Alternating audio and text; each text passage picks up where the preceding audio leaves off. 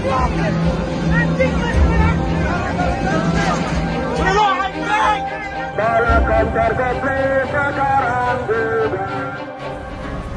sore Konco Kilat, inilah Dalam Pikiran Rakyat. Kami sedang berada di Stadion Gelora Bung Karno di mana konser Coldplay diadakan pada hari ini di Indonesia. Kita lihat sekarang pukul jam 4 sore, masyarakat sudah antusias untuk berkumpul di Stadion Gelora Bung Karno untuk siap masuk ke dalam dan menyaksikan konser Coldplay. Kita pengen tahu sebenarnya seberpengaruh apa festival musik atau konser musik diadakan di Jakarta. Seberpengaruh apa dan minat masyarakat seperti apa pengaruhnya dalam ekonomi maupun keamanan di Jakarta ini. Mari kita keliling untuk lihat-lihat kondisinya seperti apa.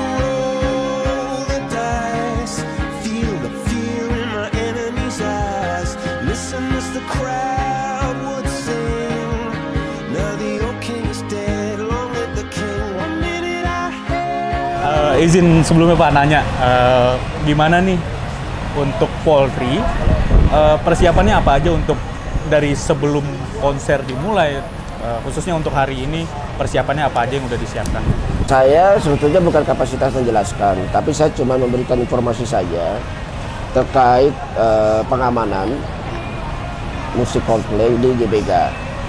Karena saya hanya ditugaskan di pengamanan, padahal pengamanan di Plaza Timur. Pengamanan di Plaza Timur saya menggunakan perkuatan khusus di lorong ini aja ya. Baik. Lorong ini aja saya melibatkan perkuatan 27 personil. Nah, kalau secara keseluruhan yang saya tahu itu, ini saya baca di Renpam ya. Ini ada pengamanan itu secara keseluruhan itu totalnya, kalau misalnya dulu. Kelihatan kali? Jumlah personil ya? 3.800. Nah, 3.800 sekian lah. Secara keseluruhan ya. Baik. Dari Plaza Timur, Selatan, Utara, dan Barat. Untuk pengamanan ini memang berdasarkan dari hasil intelijen. Intelijen itu ya dari intelijen Polda. Sehingga kita menggunakan perkuatan personil sejumlah 3.800 sekian. Kerawanannya ya kalau sudah ngumpul-ngumpul pasti banyak kerawanan. Oleh karenanya masing-masing titik itu kita libatkan perkuatan personil sesuai dengan plottingan yang sudah diplotting. Untuk perizinan itu biasanya Polres itu menyesuaikan dengan perizinan dari Polda. Kalau Polda mengizinkan kegiatan musik di wilayah kita otomatis langsung mendukung dan membackup pelaksanaan kegiatan musik tersebut. Dan libat kuat pun juga atau perlibatan perkuatannya pun juga pasti nanti di backup sama Polda. Sama pun juga pada hari ini juga kita ini di backup sama Polda Metro dalam pelaksanaan pengamanan. Bahkan Mabes Polri juga ada juga backup dari Brimob. Itu yang saya ketahui, informasi yang bisa saya berikan kepada rekan-rekan. Terkhusus untuk di Plaza Timur, apakah ada strategi khusus dari Bapak untuk mengamankan dari segi penonton maupun artis yang akan kalau artis saya nggak tahu karena ini sifatnya saya di ring 2. Biasanya kalau jalur khusus yaitu VVIP atau pejabat utama itu di ring 1. Saya pun juga nggak diberitahu oleh penanggung jawab pengamanan. Jadi penanggung jawab pengamanan itu secara keseluruhan adalah Kapolres kami, yaitu Kapolres Jakarta Pusat. Nah itu nanti biasanya mengatur itu dari ring 1. Kalau saya hanya mengamankan lorong sepanjang lorong dari Plaza Timur ini sampai ke penggantian tiket ya. Penjelasan tiket, setelah itu masuk ke dalam bukan tanggung jawab saya lagi. Strategi saya paling saya cuma memilah-milah saja. Kalau ada peluang-peluang gangguan Kamtibmas, biasanya kami langsung hadir. Tapi kalau saya lihat sekarang ini kan penonton semua, mudah-mudahan kondusif sih. Tidak ada karena kalau sudah penonton semua kan pasti tujuannya sama. Kemungkinan tidak ada gangguan Kamtibmas lah.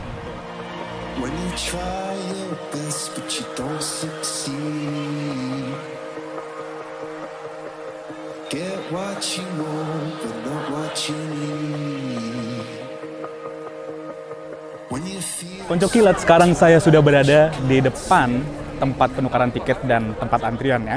Terlihat antrian sudah mengular, di depan pun orang sudah berkumpul sangat banyak. Terlihat antusias masyarakat yang begitu besar untuk konser Coldplay ini. Untuk lebih jelasnya, mari kita lihat ke dalam.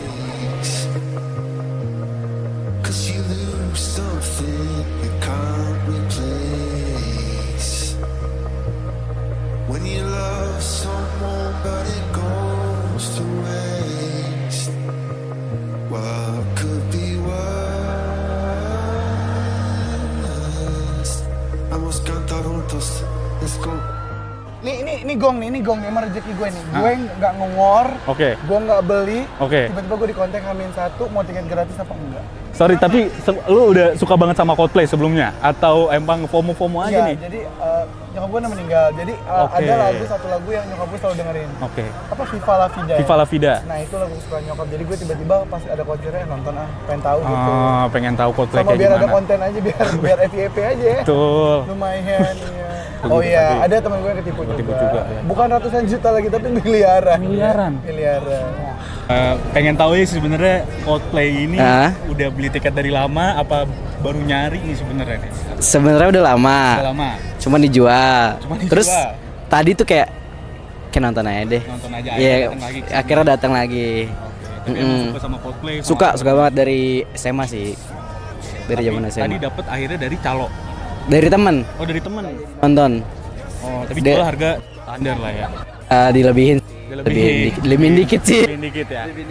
Ada nggak sih teman-teman lu yang kayak nggak tipu nih atau gimana? Wah, banyak. Ada yang ketipu, jadi temen gue ketipu, dia ketipu Ultimate Experience. Ultimate Experience dia ketipu yang paling mahal. Dia beli 2 tiket kalau nggak salah. Totalnya kayak lupa, kayak 60 deh. 60 juta 2 tiket. Kayak segituan deh. Oke.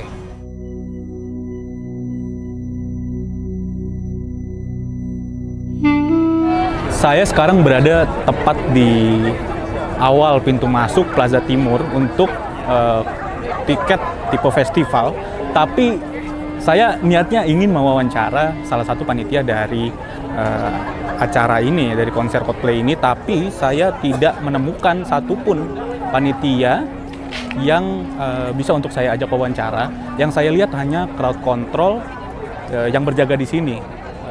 Saya tidak mengerti mekanismenya seperti apa, tapi yang saya lihat dari awal saya masuk di depan sampai untuk tempat pengantrian tiket, saya belum melihat. Saya beberapa kali mengajak crowd control untuk berbincang, namun selalu saja ditolak. Saya mencari panitia inti dari pihak promotor, tak satu pun saya lihat. Nanya terkait crowd control di sini. Oh bener Pak ya. Saya lagi tunggu. Bisa ditanya-tanya ya Pak ya? Iya, mohon maaf ya. Oke, siap. Sepertinya tidak ada yang bisa saya tanyakan. Oke. Situasinya semakin ramai, semakin mulai memasuki tempat konser. Saya lihat di sini ada beberapa orang yang tidak kebagian tiket dan sedikit kebingungan ya.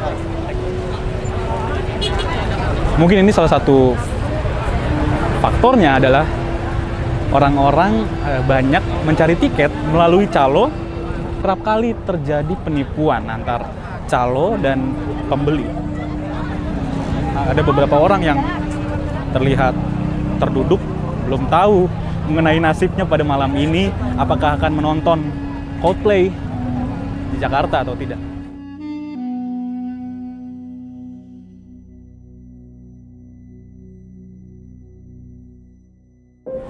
Baik pemirsa, saya mendapat kabar bahwa di depan telah terjadi demo yang telah dikabarkan. Saya akan melihat ke sana untuk mengecek sebenarnya situasinya seperti apa dan apa yang mereka harapkan sebenarnya dari demo tersebut. Mari.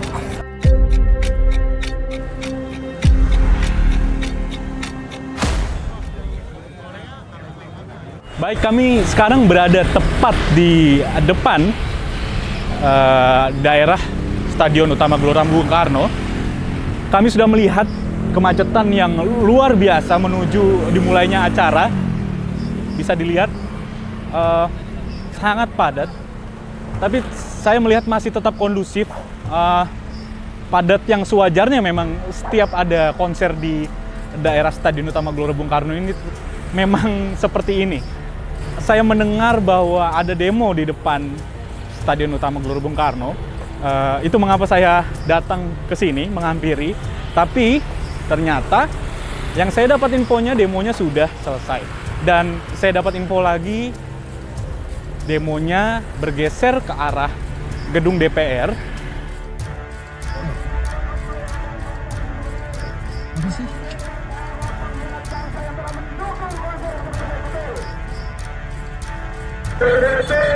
Bala konser kopling sekarang juga. Tolak LGBT. Bala konser kopling sekarang juga. Tolak LGBT. Tolak konser kopling sekarang juga. Pak Polisi, semakin Anda lama menahan kami di sini, maka kemacetan semakin panjang akibat Anda yang memprovokasi kami.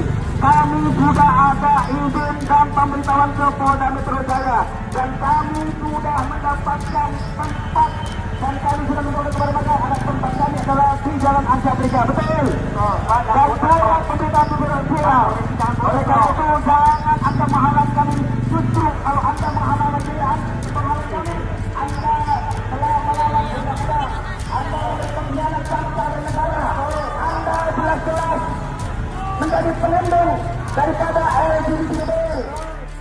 Saking ramainya saya melihat ada beberapa pelanggar. Tadinya ada beberapa pelanggar sebenarnya, tapi begitu ada melihat media sedang merekam, nampaknya niat mereka untuk melanggar agak turun. Di saat kami mengira bahwa konser akan berjalan lancar, tim kami yang masih berada di sana melihat para penonton yang tidak memiliki tiket dan berada di luar barikade berusaha menerobos masuk ke dalam area Stadion Gelora Bung Karno. Kericuhan pun mulai terjadi.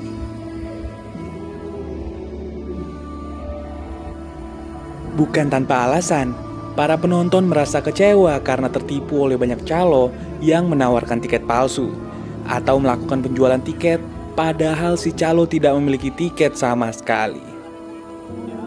Beberapa penonton berhasil masuk ke dalam stadion sebelum para aparat dengan cepat menjaga semua akses masuk.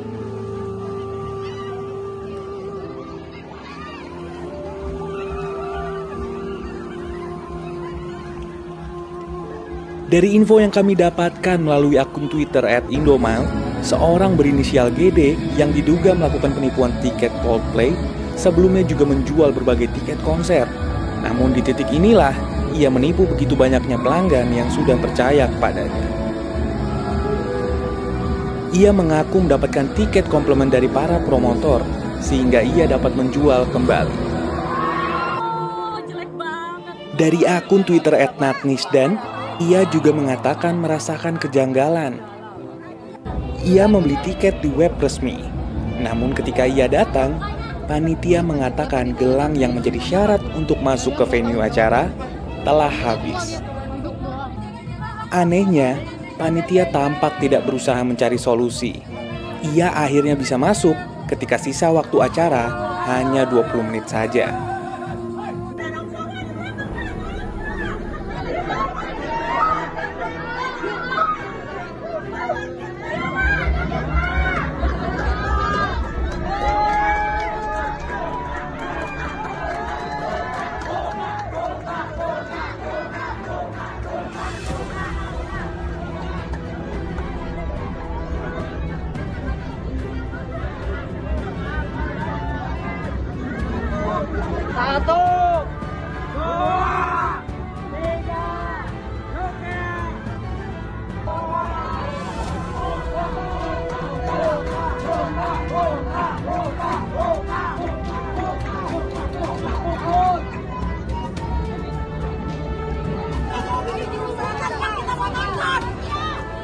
Kita bukan mau bikin keributan.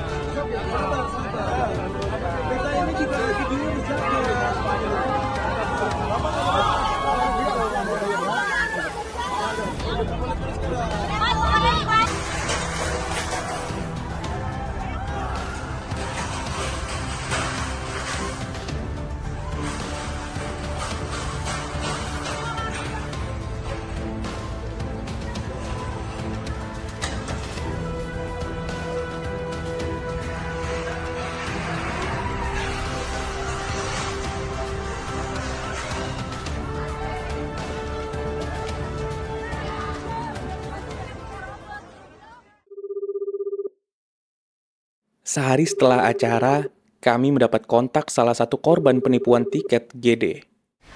Halo, selamat sore. Selamat sore. Terima kasih sebelumnya, Mas. Mau ditanya-tanya sebenarnya. Terima kasih. Boleh. Mau nanya sebenarnya kronologi dari awal Mas membeli tiket itu gimana, Mas? Jadi waktu itu ada kayak semacam tawaran jauh sebelum ini bakal diumumin konsernya. Baik. Nah, terus ya udah saya tergiur dan saya membeli untuk saya pribadi. Baik. Terus ya udah udah tanda tangan surat kontrak segala macem. Ternyata pas hari H tapi berapa jam sebelumnya dikabarin kalau orangnya udah masuk ke Polres. Baik. Jadi kayak dia melakukan penipuan dan ternyata dia menipunya udah banyak banget, bahkan sampai belasan miliar yang saya dengar ya. Oke. Ini Mas membeli langsung atau dari tangan orang lain juga? Jadi saya dari tangan orang lain sih, kemungkinan tangan kedua atau tahun 3 lah, saya kurang paham sebenarnya, saya juga kurang yakin karena saya tiba-tiba dimasukin ke grup gitu dan ternyata banyak juga yang membeli dari pihak yang, kalau dari saya ya, dan ternyata pihak yang saya beli ngambil tiketnya dari si tersangka G gitu. Iya, baik. Dari Mas sendiri, apalagi nih Mas yang Mas ketahui info-info terbaru sehari setelah acara selesai?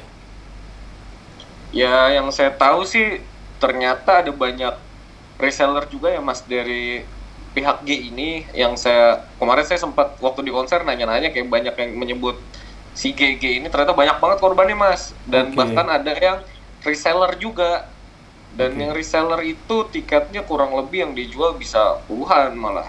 Wah, saya jadi kayak rugi banyak banget mereka. Baik. Mereka yang menahan rugi karena kan duit mereka pasti udah di-store juga kan ke pihak D-nya. Betul.